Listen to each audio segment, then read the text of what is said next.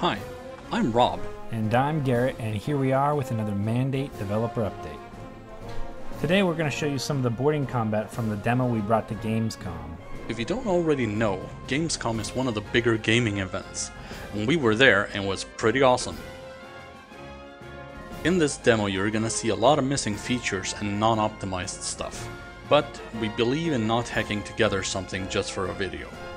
Okay, so first let's talk about the mission order screen. This later will be where the player can issue orders to their AI officers if they need to delegate taking over the enemy ship while they're busy with space combat. But for the demo, we're taking a hands-on approach by controlling the boarding party directly. But that's something we can explain in more detail later. For now, let's fire this thing up. Alright, let's take a look.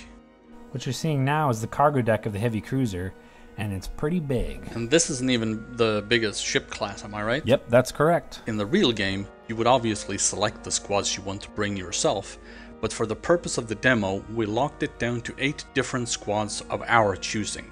Okay, so here we have 4 of our 8 squads. The main controls here are similar to any top-down tactical game you've played before. You can zoom in and out, rotate and move the camera and so forth. Each squad has their own set of equipment, including weapons, armors, kits and abilities. We'll go through some of them in this demo to show you some of the stuff that you can do. But the first thing that we need to go over is the Gui and Movement. Let's take a look at the GUI. In the top left we have the mission objectives, and those are based on the mission orders you saw before.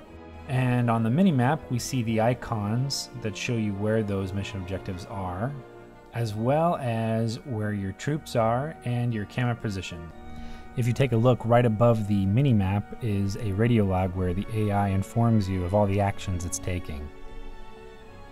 In the bottom middle of the screen, you can see the squad panel. This is split up into 2 sections of 4 squads each. As you can see, every squad and all of their abilities have their own separate tooltip. And on the bottom right hand side we have the timeline. This is where you can see all the orders that you've been giving to your troops, and you can even sync them up so that they perform actions at the same time. As I mentioned before, familiarity of controls is important, and just like in other tactical games, you'll recognize the right click to move action, like these guys right here. But we also have another, more tactical way of moving. If you alt right click somewhere, your squad will use proper tactical positioning as they move. So in this example here, you can see that they're moving in 2 by 2 and are assuming tactical cover positions as they go through this T-junction. Although you can only select squads, each unit seems to behave independently. Yeah, every single Marine is an AI agent, even though you control them by issuing order to the squad. So they'll move and attack as individuals, but within the parameters of the order that you give to the squad. We also extend this kind of tactical behavior to be run automatically in certain scenarios. For instance here, we have a bulkheaded door that we want to get through, and just opening it up and running in might not always be the best approach.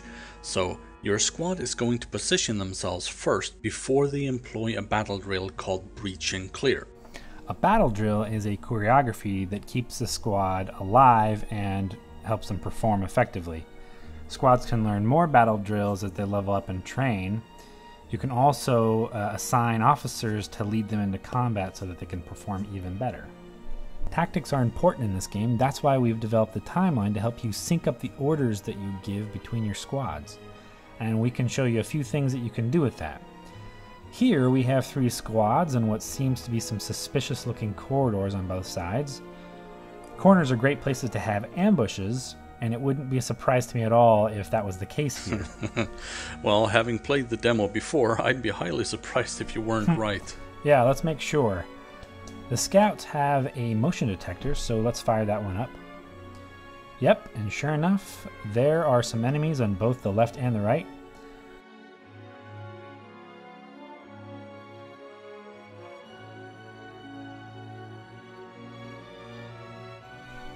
What we'll do next is enter the planning mode by hitting the spacebar. Then I'll tell one of my squads to head left and the other one to head right. And then I'll move the scouts a little bit. Now I'll exit planning mode, and you'll see both squads making their approach at the exact same time. And it looks like they're getting pretty chewed up. Probably should have been a little smarter with our special abilities. Well, you can't argue with results. So, now that we've taken out those squads on the left and right, maybe we should show an example of some real tactical planning. Sounds good. Okay, so before I do that, I want to show why tactical planning is important. Let's take this squad here. I'm just going to move them up into this unknown area up here and promptly get shot to shreds, it seems. We know that there are some enemies in the back there, including some turrets. So let's try to employ some actual tactics to that same situation. We still have the same guys down here on the left, and up on the right we have the second squad. In addition, I brought up a third squad, replacing my scouts with these guys, the 0-Day Jackers, a hacker squad. Now, they happen to have a device called Systems Interface. They can use that to hack into various systems on board the ship. This time around, what I'm going to do first is to hack those turrets, and then move up with both my squads in a pincer movement. I'm thinking that'll make mincemeat out of pretty much anything hostile up there. So, I enter planning mode, select the hacker squad and tell them to use their kit on the access terminal. You can see the little hacking icon appears in the orders timeline. I'll just have to move them up a bit after that as well.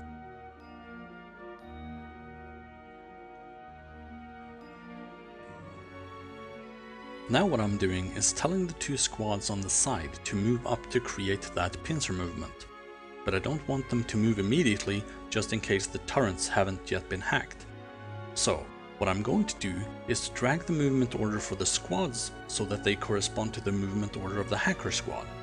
So any order that I drag and drop in this GUI will be synchronized to the order I drop it into. And just like before, we drop out of pause and get to watch all our troops perform all the actions we set up. So the hack was performed. The two different troops flank the enemy. Those turrets are already hacked, and so they're helping along instead of hurting. And very easily we take out those guys. Now you and I both know that not everyone wants to do this kind of detailed planning. So we're going to require everyone to do it just to play the game? No, not really. It depends on what squads you're bringing to the table, honestly. If your style of gameplay is more action-oriented, you might want to go for squads that are equipped with grenades and shields. In fact, in the demo we have many of those, but let's go with a Kinetic Shield and show that off. The Kinetic Shield is a very good example of an ability that you can use in a more action-oriented gameplay style. If we take these guys, run up, and activate the shield, you'll see that they take a lot less damage than otherwise. Alright, we're almost to the second floor now. All we need to do is to secure the elevators. Now, you saw me activate the motion scanner, and I can't see anything in that room, so I'm just gonna go in there with my squad. We should point out that the transition between Deck 1 and Deck 2 isn't complete and will look a lot better once we're done with it. For now, we just have a teleport that moves you up one deck. So, Deck 2 looks a lot more different than the other deck. All new rooms, and it's got these really tight corridors here that'll affect how I approach this level. And these rooms aren't just for looks. Absolutely. In the final game, you'll be able to enter every single room, sabotage them, fortify them, scavenge for loot, and so forth. So we've shown off hacking, scanning, and shields. Why don't we show them a few of our grenades? Yeah, sure. So, when it comes to grenades, we have a couple of different ones. Frag grenades, poison grenades, flashbangs, smoke grenades. I'll show you how to throw one. In this example, we have a squad with a flashbang grenade positioned right outside of a room where I suspect there will be some enemies. So, what I'm going to try to do is to first throw a flashbang inside the room to blind them, lowering their accuracy before I rush in.